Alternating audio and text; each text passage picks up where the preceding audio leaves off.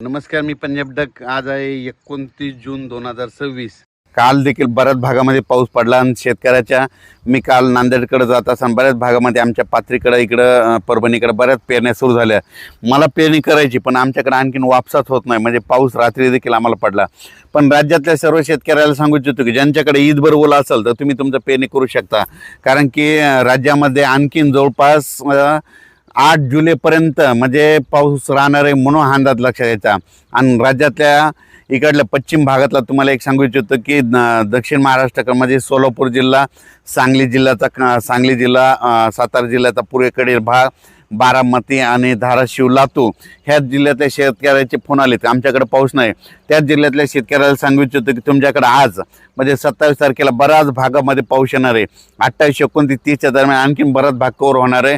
तुमच्याकडे चांगला पाऊस पडला आणि ईदभर ओलं झाली तर तुम्ही तुमचा पेरणीचा निर्णय घेऊ शकता.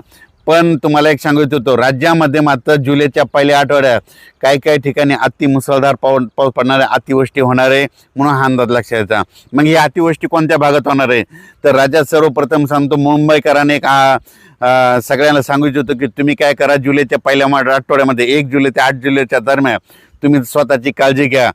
कारण की मुंबई, नाशिक, पुणे, त्याच्यानंतर अकोले, संगमनेर ह्या पट्ट्यामध्ये काय होणार आहे म्हणजे जवळपास 1 जुलै ते 8 जुलैच्या दरम्यान काही भागामध्ये अतिवृष्टी होणार आहे म्हणून हा अंदाज लक्षात यायचा. ओढी नाले एक होतील आणि त्याच्यानंतर काय होईल, जे सकल भाग आहे त्या भागामध्ये पाणी साचणार आहे म्हणून तुम्ही तुमची काळजी घ्यायची म्हणून हे देखील सर्व शेतकऱ्यांना लक्षात यायचं. उत्तर महाराष्ट्रातल्या शेतकऱ्याचे फोन आले. आमच्याकडं नंदुरबार, धुळेकडं काही भागामध्ये वंचित आहे, काही ठिकाणी पाऊस नाही. उत्तर महाराष्ट्रातल्या शेतकऱ्याला सांगू इच्छितो, नाशिक भागाचे ते उत्तर महाराष्ट्राकडे गेलेला त्या पट्ट्यातल्या शेतकऱ्याला सांगतो, काही ज्या भागामध्ये पाऊस नाही आला तुमच्याकडं मात्र 1 जुलै ते 8 जुलैच्या दरम्यान उत्तर महाराष्ट्रामध्ये नंदुरबार जिल्हा झालं, धुळे जिल्हा झालं, नाशिक जिल्हा झालं, मालेगाव ह्या पट्ट्यामध्ये चांगला जोराचा पाऊस पडणार आहे. इतका पाऊस पडेल की पहिल्या पावसामध्ये तुम्हाला त्या 8 दिवसाच्या तुमचे जे छोटे छोटे पाझर तयार पाण्याचे पिण्याचे पाणीचे तलाव आहेत ते मात्र त्या ह्याच्या सगळे ओव्हरफुल होऊन जातील. म्हणून उत्तर महाराष्ट्रातल्या शेतकऱ्यांनी हा अंदाज लक्षात यायचा. म्हणजे उत्तर महाराष्ट्राला पाऊस उशिरा येणार आहे पण चांगलाच पडून जाणार आहे म्हणून त्यांच्यासाठी देखील आनंदाची बातमी. त्याच्यानंतर मालेगाव तालुका, नाशिक जिल्ह्यातला मालेगाव, त्याच्यानंतर निफाड, येवला, वैजापूर, गंगापूर, शिर्डी, राहता, कोपरगाव, त्याच्यानंतर संभाजीनगरचा फुलंब्री ह्या पट्ट्यातल्या शेतकऱ्याला सांगू इच्छितो की तुमच्याकडे देखील म्हणजे 1 जुलै ते 8 जुलैच्या दरम्यान काही ठिकाणी अतिमुसळधार पाऊस पडणार आहे म्हणून हा अंदाज तुम्ही ते देखील लक्षात यायचा. त्याच्यानंतर आपण मराठवाड्यात बघू.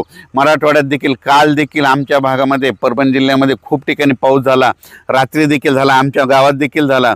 पण परभणी जिल्ह्यामधल्या शेतकऱ्याला परभणी, बीड, लातूर, धाराशिव, जालना, नांदेड आणि हिंगोलीतल्या शेतकऱ्याला सांगू इच्छितो की तुमच्याकडं 27 तारखेपर्यंत 8 जुलैपर्यंत दररोज वेगवेगळ्या भागात, वेगवेगळ्या गावात असा दररोज भाग बदलत पाऊस पडणार आहे म्हणून हा अंदाज लक्षात येतात. सगळीकडेच एकदा पडणार नाही. आज या गावात पडेल, उद्या त्या गावात पडेल, परवा पुन्हा तुमच्या गावात पडेल, पण सगळीकडे पाऊस पडणार, जमिनीमध्ये ईदभर ओल जाणार आणि सगळ्या मराठवाड्यातल्या सगळ्या शेतकऱ्याच्या पेरण्या होणार आहेत म्हणून हा अंदाज मराठवाड्यातल्या शेतकऱ्यांना लक्षात येतात. विदर्भातल्या शेतकऱ्याला सांगू इच्छितो, विदर्भात देखील आज वर्धा जिल्हा, नागपूर जिल्हा, भंडारा जिल्हा, गोंदिया जिल्हा, यवतमाळ जिल्हा, त्याच्यानंतर वाशिम जिल्हा, अकोला जिल्हा, बुलढाणा जिल्हा, अकोला, अमरावती ह्या परिसरात आज देखील म्हणजे दुपारनंतर बऱ्याच ठिकाणी पाऊस सुरू होणार आहे. पण 27 तारखेपर्यंत ते 8 जुलैपर्यंत सगळीकडे दररोज वेगवेगळ्या भागात, वेगवेगळ्या गावात पाऊस पडणार आहे. जे गाव वंचित राहिले त्या ठिकाणी देखील पाऊस पडणार आहे म्हणून हा अंदाज लक्षात घ्यायचा. तुमच्या विदर्भातल्या ज्या शेतकऱ्याची जर ईदवर ओल गेली असेल तर तुम्ही तुमच्या पेरणी करू शकता, पेरणीचा निर्णय घेऊ शकता म्हणून हे लक्षात यायचं. पण राज्यात मात्र फक्त कमी पाऊस कोणत्या पट्ट्यात राहणार आहे, फक्त सोलापूर जिल्हा, पंढरपूर, हे सांगली, त्याच्यानंतर इकडं धाराशिवचं थोडंफार पडणार, तिकडं देखील ह्या 3 दिवसात पडणार आहे. पण जसा इकडं पाऊस पडायला समजा विदर्भ, मराठवाडा, उत्तर महाराष्ट्राकडे तितका पाऊस इकडं पडणार नाही म्हणून हे त्यांनी लक्षात घ्यायचं.